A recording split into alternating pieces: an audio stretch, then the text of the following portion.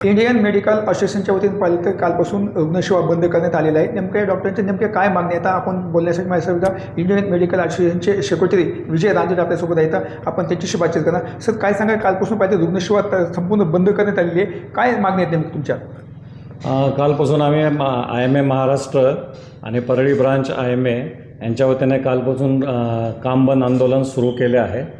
ह्याला कारण असे आहे की सरकारने होमिओपॅथी डॉक्टरांना एक 90 दिवसाचा certificate course in modern pharmacology असं देऊन त्यांना ॲलोपॅथीचं ट्रीटमेंट देण्याची मुभा देत आहे आणि त्यासाठी ते मेडिकल महाराष्ट्र काउन्सिलमध्ये त्यांचे रजिस्ट्रेशन देखील करून घेत आहे. त्याचा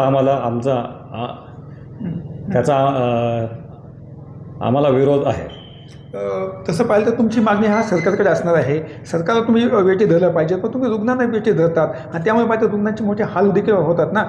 नाही, आम्हाला मुळीच रुग्णांना वेठीस धरायचं नाही आहे. सर्वप्रथम मी रुग्णांची माफी मागतो, पण आम्ही हे रुग्णांच्या हितासाठी वैद्यकीय शिक्षण आहे, त्याच्या कायद्याच्या संरक्षणासाठी आणि अत्याधुनिक वैद्यकशास्त्र आहे त्याच्या अस्तित्वासाठी हे आम्ही काम करत आहोत. यामध्ये पाहिलं किती डॉक्टरांचा समावेश आहे सध्या परळी तालुक्यामध्ये पाहिलं तर? परळीत यामध्ये जवळपास 60 ते 70 डॉक्टर्स आहेत आणि आजूबाजूचे मिळून जवळपास 100 डॉक्टर्स आमच्या संघटनेचे आहेत ज्यांनी हे काम बंद आंदोलन सुरू केलेले आहे. यामध्ये पाहिलं कुठल्या रुग्णसेवा सध्या बंद करण्यात आलेली आहे? सध्या तर फक्त OPD ही सेवा बंद करण्यात आलेली आहे. इमर्जन्सी सेवा चालू आहे, पण जर मागण्या मान्य नाही झाल्या तर आज संध्याकाळपर्यंत किंवा उद्यापासून आम्ही सगळ्या इमर्जन्सी सर्व्हिसेस देखील बंद करणार आहोत. पण यामध्ये पाहिलं काही जे रुग्णांचे आहे ते पेशंट जे असतील त्यांचं ऑपरेशन असेल, काही इमर्जन्सी असतं, मग अशा रुग्णांनी काय करायचं नेमकं? आम्ही तर गव्हर्नमेंटला वारंवार सांगत आहोत, पण आमच्या मागण्या मान्य होत नाही.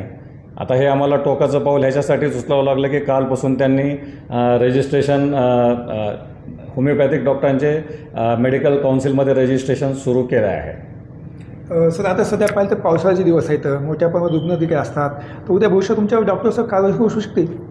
हो, पण हे पुढं चालून रुग्णहित जोपासल्या जावं, त्याला कुठलंही ट्रीटमेंट म्हणजे कुठलंही जे ट्रीटमेंट भेटतं ते चांगलंच भेटावं, ह्यासाठी आम्ही हे सगळं करत आहोत. आता इथून पुढे तुमची काय पुढची भूमिका असणार आहे? बरं, इथून पुढे आज महाराष्ट्र IMA जे ठरवितील, आज त्यांची मीटिंग आहे, जे काय त्यांच्या गाईडलाईन्स येतील त्यानुसार आम्ही पुढील निर्णय घेणार आहोत आणि पुढील प्रोटेस्ट करणार आहोत. तर हे होते डॉक्टर विजय रांजोडे. त्यांचं म्हणणं आहे की जोपर्यंत आता संध्याकाळी त्यांची एक बैठक असणार आहे, बैठकीच्या माध्यमातून जे काय निर्णय होईल, पण तात्पुरतं सध्या पाहिलं गेल्या कालपासून पाहिलं परळी शहरातली संपूर्ण हॉस्पिटल बंद करण्यात आलेली आहे. जोपर्यंत आमची मागणी पूर्ण होत नाही, मागणी नाही पूर्ण झाली तर यापेक्षा आम्ही संपूर्ण बंद रुग्णसेवा करू असे देखील त्यांनी इशारा देण्यात आलेला आहे. कॅमेरा पर्सन विकास वाघमारे, मी संभाजी मुंडे, टीव्ही MIT परळी, बीड.